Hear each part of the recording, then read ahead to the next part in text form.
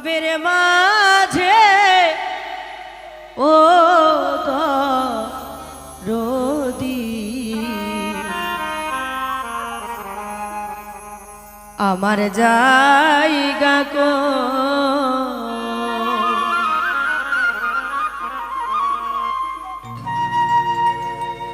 ওরে আমার ঘরে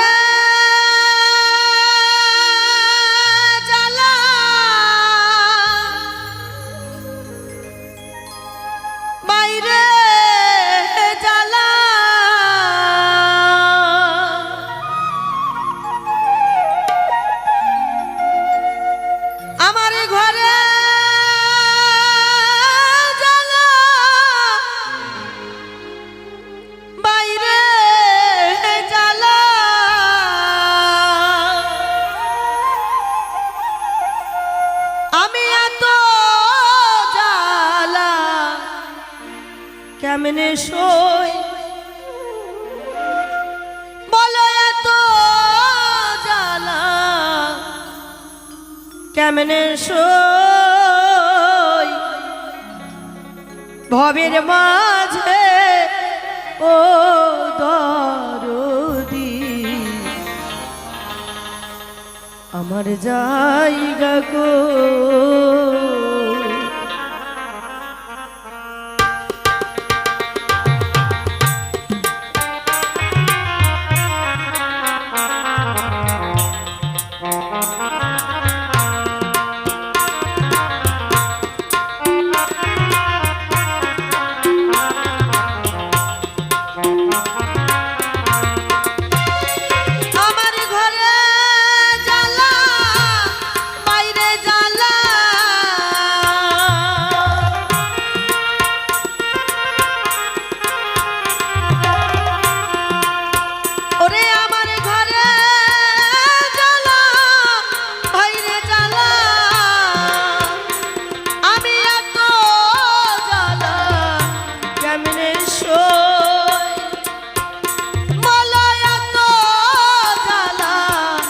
কেমনে সই ভবের মাঝে ও দরদি আমার জায়গা কো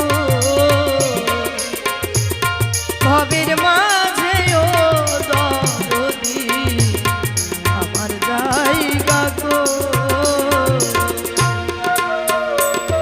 শ্রী গুরু প্রেমানন্দ একেবারে হরি বল হরি বল হরি বল।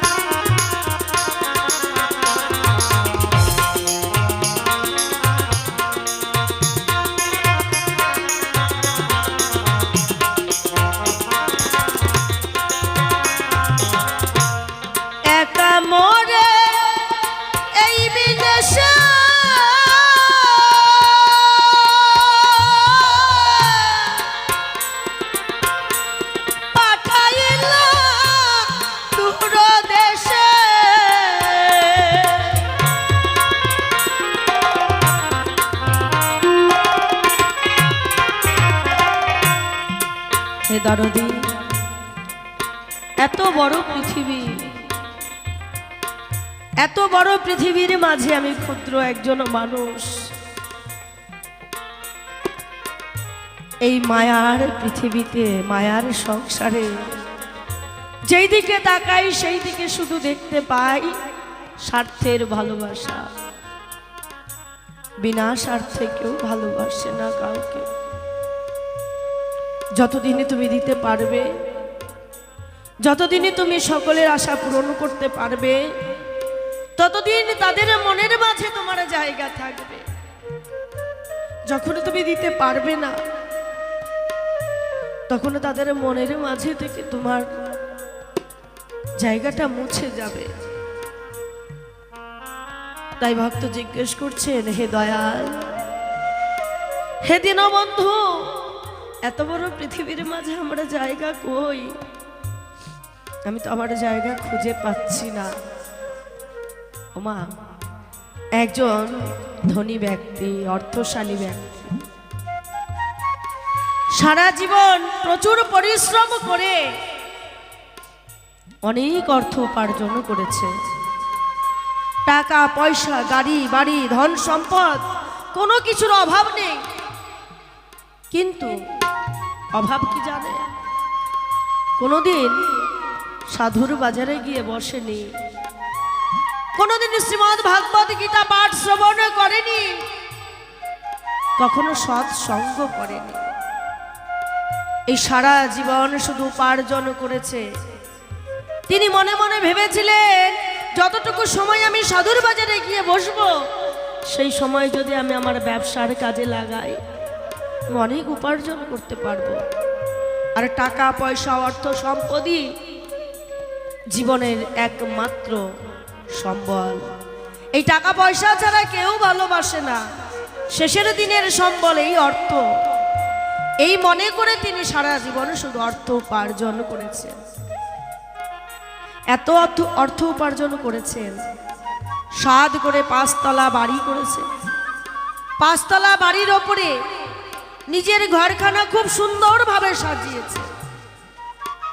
8-10 খানা গাড়ি, অর্থ সম্পদ প্রচুর কিছু সঞ্চয় করে রেখেছেন, যাতে শেষের সময়টা তার ভালো কাটে।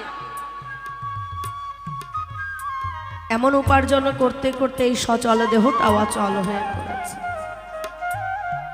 দেহে আর বল নেই, শক্তি নেই, বয়স বেড়ে গেছে, জীবনের সঙ্গিনী তাকে ছেড়ে চলে গেছে, একা। তাই ওই 5 তলা থেকে পুত্র আর পুত্রবধূ কি করেছে, নামিয়ে নিয়ে এসে সিঁড়ি ঘরেরই নিচে তাকে আস্থানা দিয়েছে। কারণ ওই 5 তলার যে রুমটা নিজের জন্য সাজিয়েছিল, সে রুমটা খুব সুন্দর।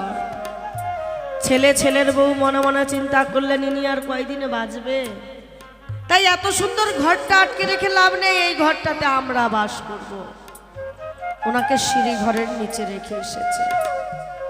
সিঁড়ি ঘরের নিচে যখন রেখে এসেছে, সিঁড়ি ঘরের নিচে বসে বসে কাঁদছেন আর ভাবছেন, হে দয়াল, এই কি আমার নিয়তি? আমার শেষের দিনগুলো এমন ভাবে কাটবে বলে কি আমি এত অর্থ উপার্জন করেছি, সারা জীবন এত পরিশ্রম করেছি, কখনো সাধুর বাজারে গিয়ে বসিনি, কখনো সৎসঙ্গ করিনি, কখনো একটু শ্রীমদ্ ভাগবত গীতা পাঠ শ্রবণ করিনি, শুধু অর্থ উপার্জন করেছি। কার জন্য করেছি? এই সংসারের কেউ তো আমার নয়। ভাবছে, আরে নয়নে জলে বুক ভেসে যাচ্ছে। সিঁড়িঘরের পাশে ছিল রাস্তা, সিঁড়িঘরের জানালাটা খোলা ছিল, আর ওই রাস্তা দিয়ে কিছু পথিক বলা বলি করতে করতে যাচ্ছে। ওই পাশের গ্রামে কীর্তন হচ্ছে, কি সুন্দর কীর্তন। কীর্তন শুনে মন ভরে গেল। এই কথা ওনার কর্ণে যখন পৌঁছালো, উনিও মনে মনে ভাবলেন, তাই আমি তো কোনোদিন একটু কীর্তন শ্রবণ করতে যাই না। হে দয়া, আমার দেহে আর বল না, আমি এখন নিজে ইচ্ছা করে হাঁটা চলা করতে পারি না, চাইলেও আর সেই সাধুর বাজারে গিয়ে বসতে পারবো না। সারা জীবন কি করলাম? যাক, নিশি প্রভাত হলে সকালবেলায় খোকাকে বলে আমি একটু ওই সাধুর বাজারে গিয়ে বসবো। সকাল হয়েছে, ছেলেকে ডেকে ডেকে বলছে, খোকা রে, ও খোকা, ওই পাশের গ্রামে কীর্তন হচ্ছে, বাবা আমায় একটু রেখে আয় না, আমি একটু কীর্তন শুনতে চাই। ছেলে বলছে, বাবা আমার অফিসের সময় হয়ে গেছে, আমার সময় নাই। পুত্রবধূকে বলল, বৌমা তুমি আমায় একটু রেখে এসো মা। বৌমাও শ্বশুরের কথা শুনল না, নাতিকে ডেকে ডেকে বলল, নাতি, দাদু ভাই, ও দাদু ভাই, তুই আমায় একটু রেখে আয় ওই কীর্তনের হরিসভায়, আমি ওইখানে বসে একটু কীর্তন শুনে আসি। নাতি বলল, আমার সময় নাই, আমার কলেজের সময় হয়ে গেছে, আমি যেতে পারবো না। একে একে সবাই যখন মুখ ফিরিয়ে নিল, আর কোনো পথ নেই। হে গোবিন্দ, আমি এত অপরাধী, আমি এত বড় অপরাধ করেছি,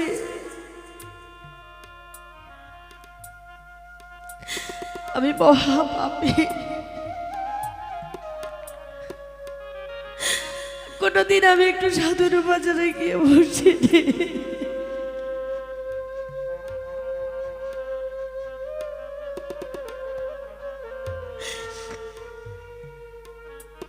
কোনদিন সৎসঙ্গ করিনি,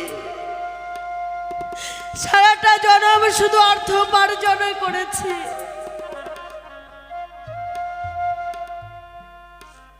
কাদের জন্য করেছি? যাদের জন্য আমি পরিশ্রম করে নিজেকে তিল তিল করে বিলীন করে দিয়েছি এই সংসারের মাঝে,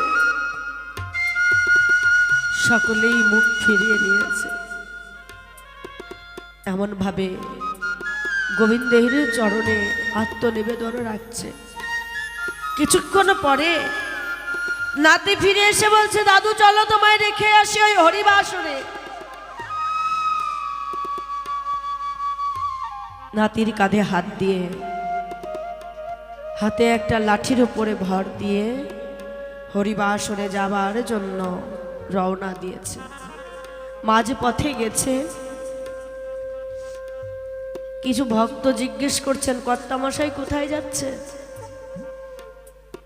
বললেন, ওই হরিবাসরে একটু কীর্তন শুনে আসি। বললেন, কর্তামশাই আজকে সকালেই তো কীর্তন শেষ হয়ে গেছে, কীর্তন আর 1 বছর পরে। নাতি বলল, দাদু চলো এবার ফিরে যাই, কীর্তন তো শেষ, তুমি কোথায় যাবে?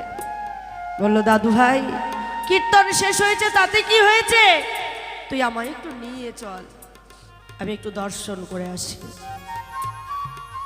নাতির কাঁধে হাত দিয়ে লাঠি ভর দিয়ে ওই হরিবাসরে গিয়ে হরিবাসর প্রাঙ্গণে ধুলায় গড়াগড়ি যাচ্ছে। নিতাই গৌর হরিবল হরিবল।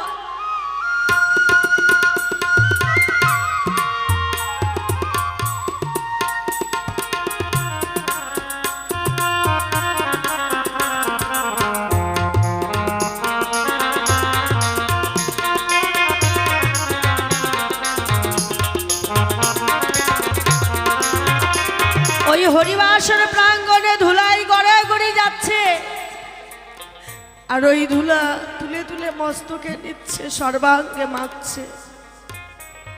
নাতি বলছে, দাদু তুমি এই হরিবাসরের ধুলা অঙ্গে মাখছো কেন? বললেন, দাদু ভাই কীর্তন শোনা তো আর আমার ভাগ্যে হলো না, আমি যে মহা পাপী,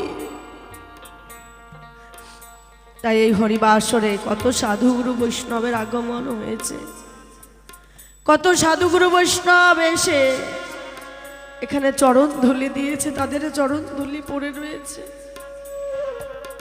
আমি সাধুগুরু বৈষ্ণবের চরণ ধুলি তুলে আমার সর্বাঙ্গে মাখি। আমার এই পাপ দেহ আমি কোনোদিন সৎ কাজে লাগাইনি, তাই আমার এই পাপ দেহে সাধুগুরু বৈষ্ণবের চরণ ধুলি লেপন করি। ধুলায় গড়াগড়ি যাচ্ছে আর নয়ন জলে বুক ভেসে যাচ্ছে। নাতি ডেকে ডেকে বলছে, দাদু ও দাদু এবারে চলো ঘরে ফিরে যাই। নাতিকে বললেন, দাদু ভাই কোন ঘরে যাব তুই আমায় বলতে পারিস? নাতি বলছে, কেন তোমার বাড়ি? ও দাদু ভাই আমারও তো বাড়ি নাই, আমার যদি ঘর থাকতো, আমার যদি বাড়ি থাকতো, আমার যদি আপন কেউ থাকতো, তাহলে আমায় ওই 5 তলা থেকে নামিয়ে সিঁড়ি ঘরে রাখতো না।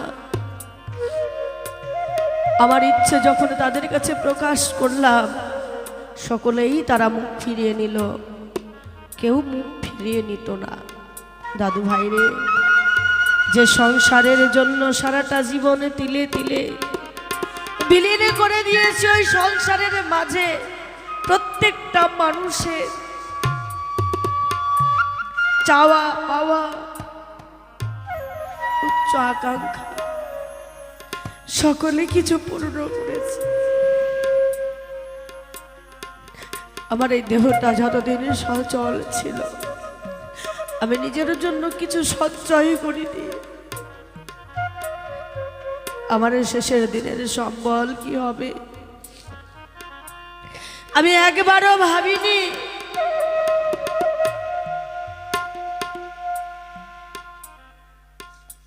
ভেবেছিলাম এই সংসারে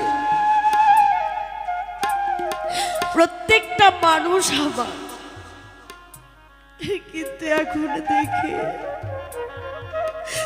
আমি যাদের আমার আমার বলে ভেবেছি, আমি তো তাদের হতে পারিনি। তাই এই জীবনে বেলায় অবসানে জীবনের খাতা খুলে দেখি দাদু ভাই, আমার জীবনে শূন্য ছাড়া আরেক কিছু নাই। এই শূন্য জীবন নিয়ে কোথায় দাঁড়াবো বলতে পারিস? যে সংসারে আমার বলে কেউ নাই, আমাকে যারা ভালোবাসে না, আমি সেই সংসারে আর ফিরে যাব না। যে কয়েকটা দিন বেঁচে রব, এই হরিবাসনে বসে বসে সাধু গুরু বৈষ্ণবের চরণ ধুলি তুলে তুলে অঙ্গে মা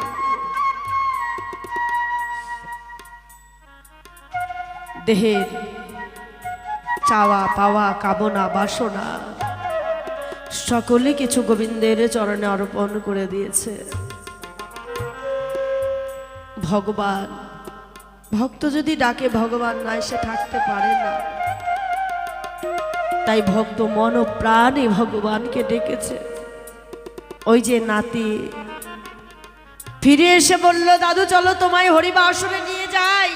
ওই নাতি তো আর সেই নাতি নয়, স্বয়ং ভগবান নাতি রূপে এসে ওনাকে ওই হরিবাসরে নিয়ে এসেছে। তাই নাতি বললেন, দাদু তুমি একবার আমার দিকে চেয়ে দেখো, একবার নয়ন মেলে চেয়ে দেখো তোমার সম্মুখে কে রয়েছে দাঁড়ায়। নয়ন মেলে চেয়ে দেখে অপরূপ সুন্দর সেই মূরতি। হে দয়াল, তুমি এসেছো। বললেন, আমি যে ভক্তের কাঙাল, ভক্ত যদি ডাকি আমি না এসে থাকতে পারি না। তাই যখন তুমি নয়ন জলে তোমার মনের সব পাপ ধুয়ে মুছে ফেলেছ, যেদিন তুমি হা গোবিন্দ প্রাণ গোবিন্দ বলে আমায় ডেকেছ, আমি সেই দিনই তোমার ডাকে সাড়া দিয়েছি। তাই তো এই হরিবাসরে আমি তোমায় নিয়ে এসেছি। এই ভবলীলা সাঙ্গ হয়েছে তোমার, তোমার দেহের কামনা বাসনা সব কিছু তুমি যখন ত্যাগ করেছো, আর কোনো চাওয়া পাওয়া নাই। এবারে চলো তোমায় আমি গোলকে নিয়ে যেতে চাই। কিন্তু তোমার এই নশ্বর দেহ, এই জরাজীর্ণ দেহ তোমায় এখানেই ত্যাগ করতে হবে। তোমার পরমাত্মা নিয়ে আমি বৈকুণ্ঠ ধামে রওনা হব। এই নশ্বর দেহ ত্যাগ করলেন, পরমাত্মা নিয়ে গোবিন্দ স্বয়ং নিজে বৈকুণ্ঠ ধামে গেলেন। ভগবান ভক্তের অধীন। আমরা ডাকতে জানি না, আমরা ডাকার কৌশল জানি না। তাই শুধু মায়ার কান্না কেঁদে নিজের চলার পথটা পিছল করি, আর সারা জনম শুধু পরেরই জন্য সঞ্চয় করি। শ্রী গুরু প্রেমানন্দে একবার হরি বল, হরি বল, হরি বল।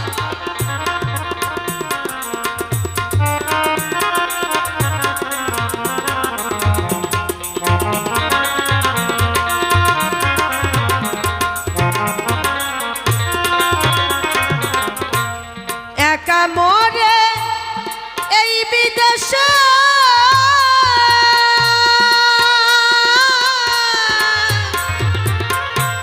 পাঠাইলা দূর দেশে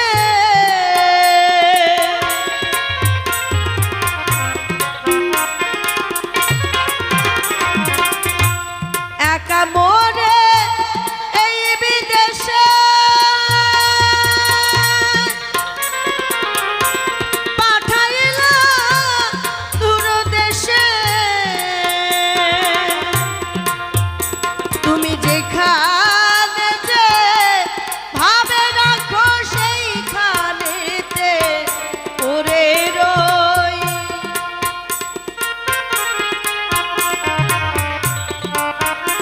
তুমি যেখানে যে ভাবে রাখো সেইখানেতে পড়ে রই ভাবের মাঝে ও দরদি আমার জায়গা কো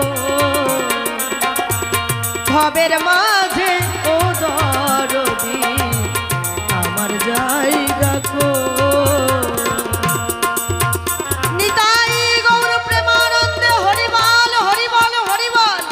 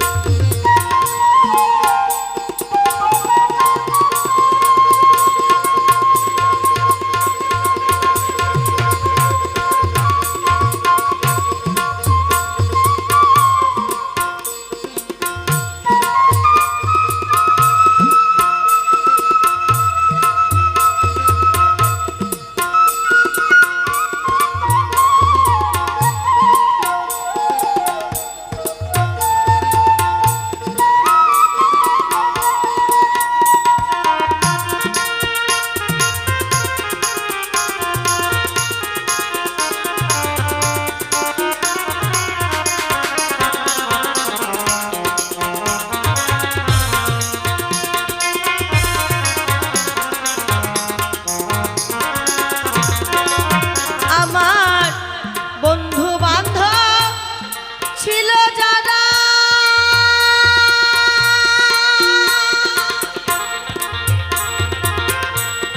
একে একে গেল তারা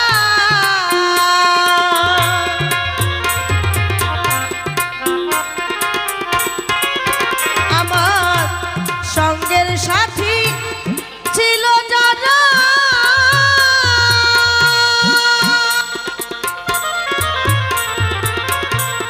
একে একে গেল তারা এখন তুমি যদি যাও গো ফেলে বলো আমি যাব গো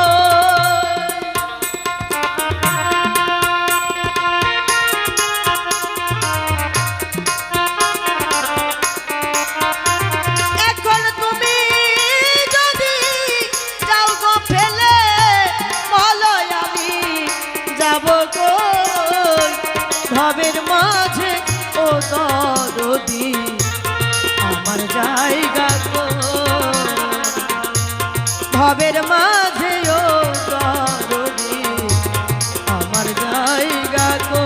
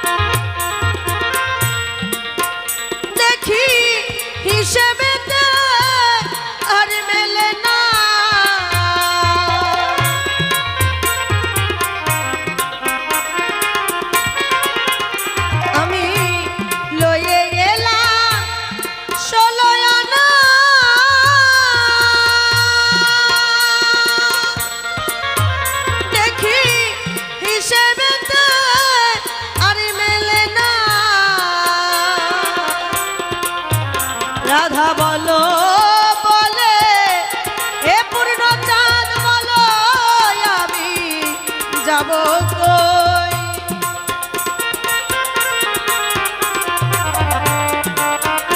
রাধা বলল বলে হে পূর্ণচাঁদ এবার আমি যাব কই ভবের মাঝে ও দরদি আমার জায়গা কই ভবের মাঝে ও দরদি আমার জায়গা কই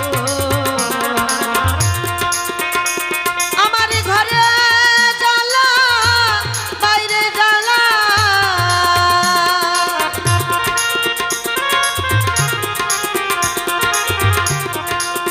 ওরে আমার ঘরে জ্বালা বাইরে জ্বালা আমি এত জ্বালা কেমনে সই বলো এত জ্বালা কেমনে সই ভবের মাঝে